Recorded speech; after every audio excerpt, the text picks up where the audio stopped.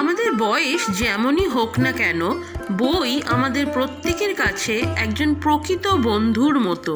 আর এই বইকেই ঘিরে হয় বই মেলা। বই প্রেমীরা ঠিক তাদের পছন্দের মতো বই এই স্টলগুলো থেকে বের করে নিতে পারবে। আজকে ভিডিওতে তোমাদের সাথে শেয়ার করব 47তম কলকাতা আন্তর্জাতিক বইমেলার প্রত্যেকটা ডিটেলস আর ডেসক্রিপশন। তাহলে আর বেশি দেরি না করে welcome back to my channel explore happiness with moon. আশা করছি সবাই খুব ভালো আছো, আর আমিও খুব ভালো আছি। প্রত্যেক বছরের মতো এই বছরও অনুষ্ঠিত হয়েছে কলকাতা ইন্টারন্যাশনাল বুক ফেয়ার। সল্টলেকের সেন্ট্রাল পার্কে বইমেলা প্রাঙ্গণে অনুষ্ঠিত হয়েছিল কলকাতা আন্তর্জাতিক বুক ফেয়ার, আর সেখানে এবছর ছিল 1000-এর ওপরে স্টল। ঠান্ডা আবহাওয়া আর ঝিরিঝিরি বৃষ্টি বইমেলার ভিড় কিন্তু কোনো অংশে কমায়নি।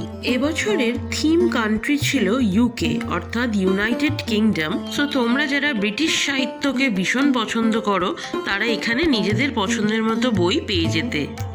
কলকাতা বইমেলার এই ভিড়টা দেখে মিস্টার অ্যালেক্স এলিস, যিনি কিনা ব্রিটিশ হাই কমিশনার, তিনি বলেছেন Kolkata book fair London book ফেয়ারের থেকেও বড়। এমন অ্যাপ্রিসিয়েশন অবশ্যই আমাদের কাছে একটা প্রাউড মোমেন্ট। কলকাতা বুক ফেয়ারে ইউকে থিম কান্ট্রি হলেও আরও অন্যান্য দেশ তাদের রিপ্রেজেন্ট করেছে এখানে, যেমন France, Italy, Spain, Bangladesh, Argentina আর অস্ট্রেলিয়া। এই গ্লোবাল স্তরে পার্টিসিপেশনটা আমাদের কলকাতা বইমেলাকে সত্যিই করে তুলেছে কলকাতা আন্তর্জাতিক বইমেলা।